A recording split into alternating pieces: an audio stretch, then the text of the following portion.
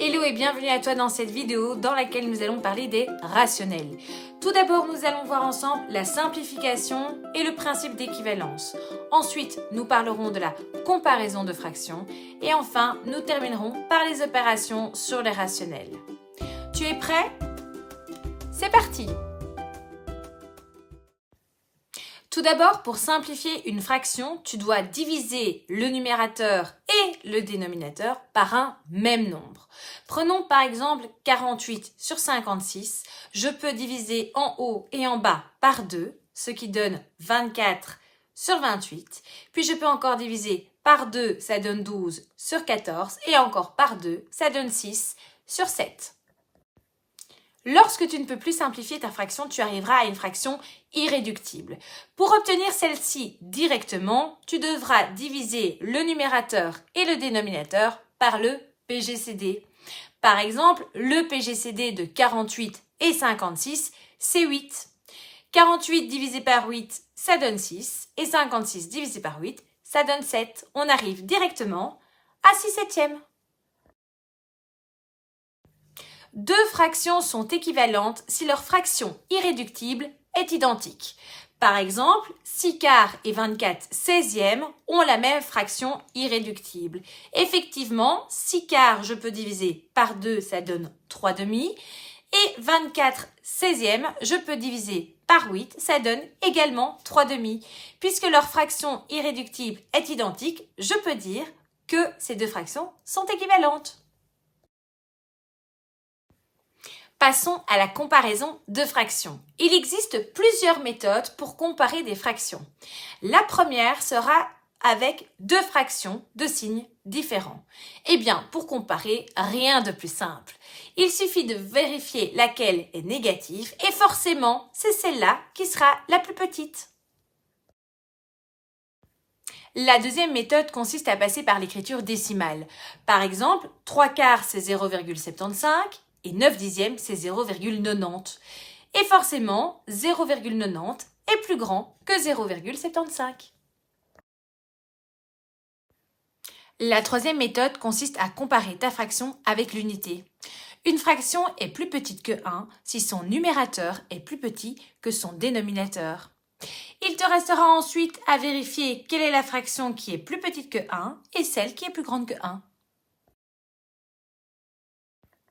Passons à la quatrième méthode. Quand deux fractions ont le même dénominateur, la plus grande sera celle qui aura le plus grand numérateur. Dans notre exemple, 4 neuvièmes et 7 neuvièmes, 7 est plus grand que 4, donc 7 neuvièmes est la plus grande fraction. La cinquième méthode consiste à comparer des fractions qui ont le même numérateur. Dans ce cas, la plus grande fraction sera celle qui aura le plus petit dénominateur, étant donné qu'on coupe en moins de morceaux. Dans notre exemple, 4 neuvièmes et 4 septièmes, 7 est plus petit que 9, donc 4 septièmes est la plus grande fraction. Et que se passe-t-il lorsque le numérateur et le dénominateur sont différents? Eh bien, je vais devoir trouver soit un numérateur commun, soit un dénominateur commun. Dans notre exemple, 3 quarts et 7 neuvièmes, je vais prendre le dénominateur commun 36 et j'ai donc 27 36e et 28 36e. En respectant la règle du dénominateur commun, je peux dire que 7 neuvièmes est plus grand que 3 quarts.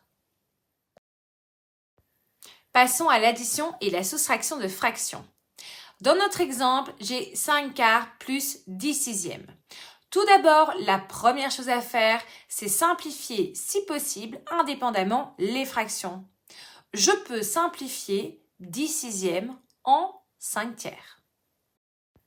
Ensuite, j'ai 5 quarts plus 5 tiers. Je vais donc devoir trouver un dénominateur commun. Dans ce cas-ci, le dénominateur commun est 12.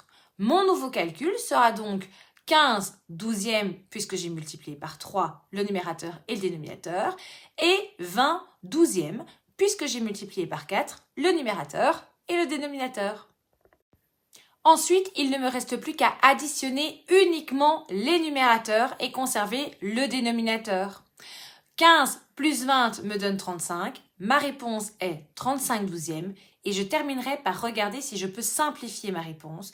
Dans ce cas-ci, je ne peux pas, donc ma réponse finale est 35/12. Passons maintenant à la multiplication de fractions. Dans mon exemple, j'ai 5 quarts fois 6 dixièmes. Je vais commencer par simplifier n'importe quel numérateur avec n'importe quel dénominateur. Je vais prendre 5 et 10 et simplifier les deux par 5. Il ne me restera que 1 et 2. Ensuite, je prendrai 6 et 4 que je simplifierai également par 2. Il me restera 3 et 2. Lorsque mes fractions sont simplifiées, il ne me reste plus qu'à multiplier les numérateurs entre eux et les dénominateurs entre eux.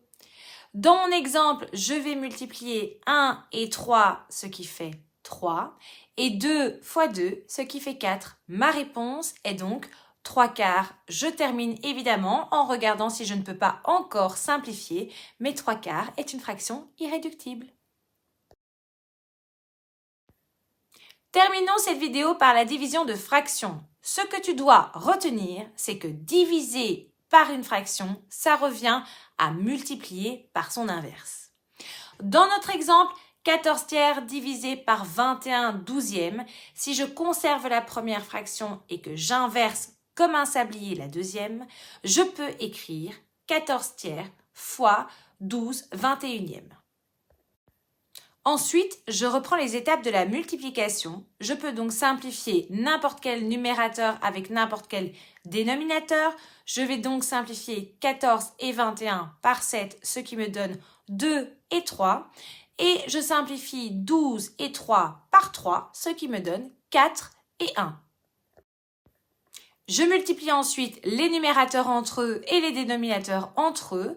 2 fois 4, ça donne 8 et 1 fois 3, ça donne 3. Ma réponse est donc 8 tiers. Je vérifie si elle est bien irréductible. C'est le cas. Donc, ma réponse finale sera 8 tiers. Nous voici à la fin de la vidéo. Si celle-ci t'a plu, n'hésite pas à la liker, à la commenter et à la partager. Tu peux également t'abonner à la chaîne pour ne plus manquer aucune vidéo et n'hésite pas, partage la chaîne autour de toi pour en faire profiter un maximum de personnes. Quant à nous, on se retrouve dans une prochaine vidéo. À bientôt!